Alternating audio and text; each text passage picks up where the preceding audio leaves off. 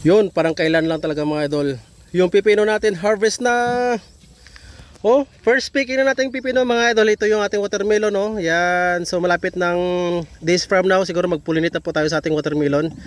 Yan, sobrang ganda na ng ating mga watermelon mga idol. And ngayong hapon, dahil almost kasabay dito sa pagtanim yung ating pipino, kasi short term crops yung pipino, usually 1 month harvest na. Yan, oh, tingin Mel. Ito na yung ating mga napipiking mga idol, oh. Yan, picking na ng ating pipino. Yan, so kahit pangalawan sa lawans lang dyan, pag siniwerte sa presyo, kita na rin yan siya mga idol. Yan, dahil kural lamang po ito siya mga idol ng ating watermelon. So palayan po dito. So kung may mga insekto man po dyan na papasok mga idol mula sa palay or mga intruders like mga tao, hayop, or any mga peste, hindi siya basta-basta makapasok dito sa ating watermelon dahil may coral po na pipino. Yan. So ang pinaka main purpose ng coral nating pipino is coral talaga yan siya mga idol, and at the same time income. Yan. So medyo hindi siya ganoon karami ang makuha muna natin kasi first picking pa lang ng ating pipino. Yan, ganyan siya mga idol. Yan. Maganda po yung pipino mga idol sa atin mga idol. Yan, lalo pag umaga kinakain yan. Pangkilaw. Kahit ano lang din, kain lang din. Ito na. Ang daming mga bulaklak, oh. Yan, pag umaga nito, yelong-yelo to sa mga bulaklak mga idol ba. Paghapon kasi magkuklose na yung mga bulaklak. So, ito yung mga lalaking bulaklak, oh. Yan, mga lalaki. Yung may laman, yun po yung babae. Ito, like ganito. Ito po yung babaeng bulaklak ng pipino natin. Yan. Ito, babae po to. Yan. Self pollination po ang ang pipino, self pollinate po. Yan. Yan. Yan. So, hanggang doon pa po ito siya mga idol. Makita niyo yung mga green na yan, oh. Yan, paikot po yan siya. Yan, may mga poste po yan siya mga idol. Pipino po yan sa lahat. Yan. Kasama dyan. Hanggang dyan sa kabila. Yan na, may mga poste, oh. Dahil another area po natin dyan. Siguro mga kalating hektarya dyan. Area natin ng watermelon din. Yan, may mga twine. At saka astrobag. Pipino din po yung tinanim natin dyan mga idol. Yan. Ito kasi ang pipino lang ang the only crops at saka pichay ang pwede nating pagsabay sa watermelon dahil mas mauna silang ma-harvest. Pero, ang laki, oh. Yan na Milo. Yan, laki na. Oversize na, no? Sakto lang. Sakto lang. Yan, malapit na kalating. Uy, kala ko mga 6 kilos lang Mil. Sobra. Estimate ko lang kasi. Sobra yan Mil ba? Baka abutin tayo ng 20 kilos sa picking, no? Baka. Yan, malapit na yung 10 kilos ba? Isang container. Kala namin mga 6 kilos lang mga idol. Puno yung container mo Mel. Yan, no? Ang dami talagang bunga. First picking lamang. May nakuha pa kayo Mel no kapon? Kapon meron. Yan, no? Sino kaya bibili niyan? Kasi kala natin yung konti lang. Ayan, maghanap tayo pa ng bayan yan mga idol dahil akala namin mga 6 kilos lang makuha today. So marami pala, oh, punong-puno na yan, oh. So pag mga ganyan, kailangan yung sa palengke. Ibenta sa palengke. Hindi makita, no? Sa ilalim kasi Mel, no? Estimate ko na sa 5 kilos. 5 kilos ang lahat. Pero yung hawak mo Mel, mga 10 kilos na yan Mel ba? Oh, hindi pa kasali yung kasama namin sa kabila, si Jordan na si Michael na nagano doon, nag-ikot. Shout out kay Michael. Shout out kay Michael, ha? Jordan. Jordan, shout out kay Jordan kasama ng nagtanim dito mga idol, oh. Sa pipino. Oh, damo pa bla. Yun mga idol. Diyan kasi sila sa ilalim, kasi pinakaunang mga bulaklak kasi mga idol sa pinakailalim. Ano? Yan. Iwanan na lang.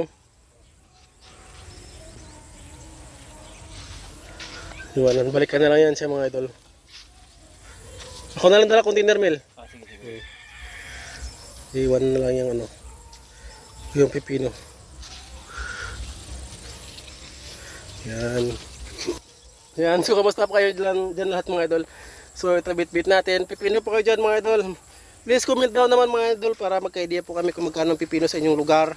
Yung farm gate price mga idol at the same time market price. Yan at least baka dito mura lang sa ibang lugar. Mahal pala pa dito ng ibenta doon.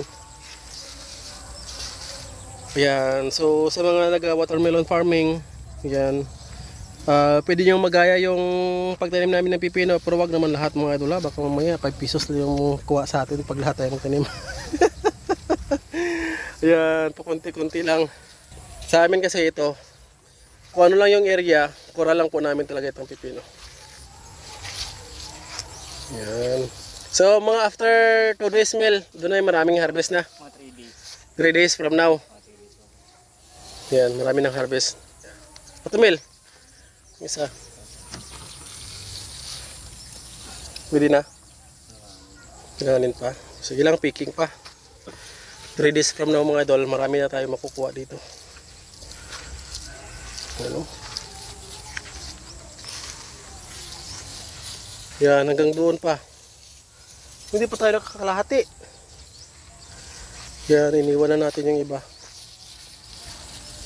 Dahil punong-puno. Yan, yung watermelon natin dyan mga idol, mamaya magdilig po tayo gamit itong rain hose. Yan yung rain hose. Oh. So ito yung ginamit namin yung rain hose mga idol para pandilig sa pipino. Nabasa naman ang puno niya Mel? Oh, basta pero hindi masyado. Mabilis mag-dry? Mabilis lang dry. Oh.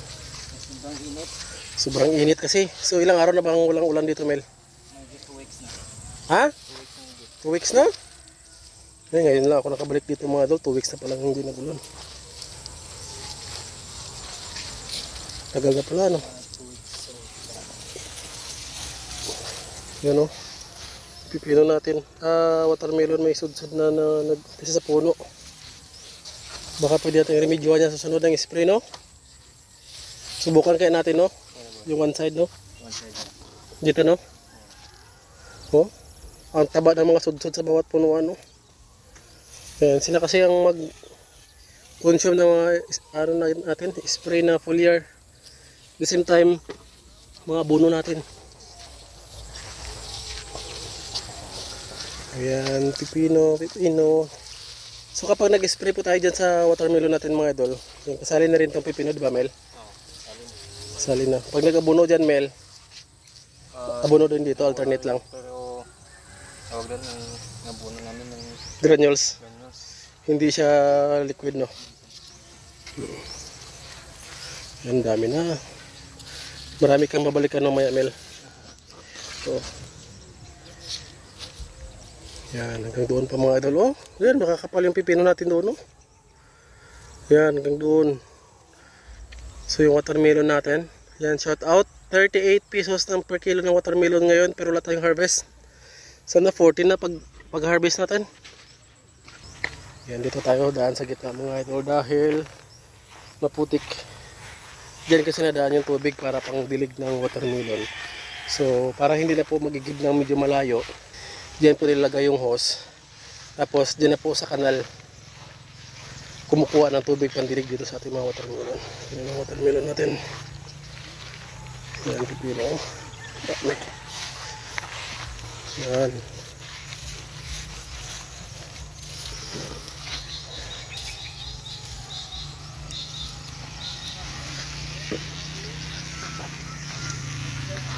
Yan. Diba?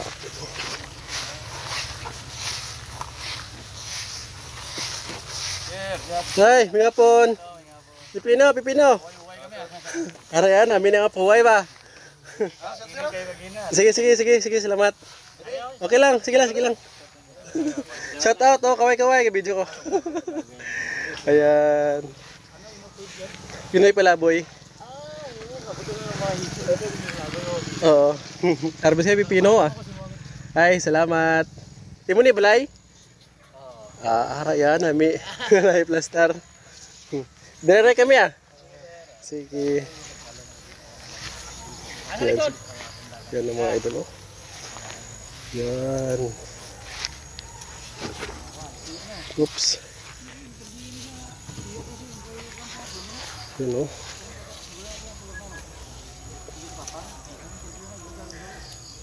Mga 30 kilo siguro mil ba? Sobra. Plus doon pa kay Michael.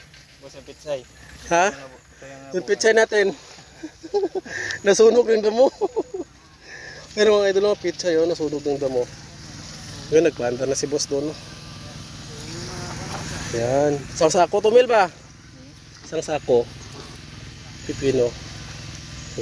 Hanap si boss Jory ng buyer. Hindi lang 6 kilos. Marami pala mga idol. Ayan o. Dagudag ko. Yan mga laki. Sa ilalim pa. Halos walang reject mill no? Konti lang yung reject. Kasi mga first ball ba tawag yan? Unang bunga. Dito maganda talaga yung pipino dito mga idol. Dahil gilid lang po siya ng kanal. No? So every time na magdilig tayo dito sa watermelon, dito dumadaan yung tubig. So andyan yung mga ugat nila, yung mga puti-puti na yan mga idol. Ugat ng mga pipino natin. Kaya maganda. Ano? Plus hindi pa siya masyadong madamo ang puno niya, kaya siguro sa kanya lahat ng abono mill. No? Yan, hanggang doon. Yan, maraming salamat mga idol. So yun, marami siguro. Ang ina-expect po namin is mga 6 kilos na pipino, pero baka abutin ng 30 kilos to ba? Mahigit siguro Mel. Kuha po kami ng video mamaya kung ilan lahat mga idol. Kasi babalikan pa lahat yung mga hiniwan natin na ano kasi napuno yung container natin. Ang ina-expect lang natin, mapuno lang ito. Okay na. Mali lang yung chance Mel, no? Mali yung tansya, yung estimate. At least sumobra. Susunod siguro baka buti tayo ng 200 to 300 kilos per day sa harvest sa pipino na to. Hanggang doon po. Yan, ito yung ating mga watermelon. Dito yung kanal natin sa gitna, kasi dito dumadaan pag nagdilig mga idol. Yan. And later, papakita pa namin sa inyo mga idol paano itong greenhouse gumagana mga idol. Ito, greenhouse po natin. Yan. So yun lang muna mga idol. Next video kung ilang piraso or gano'ng karami itong harvest natin. Ito na yung lahat na pipino natin mga idol. Mga 15 kilos ang pala. Akala ko 50 kilos boss. Yan, mga 15 kilos siguro yan mga idol.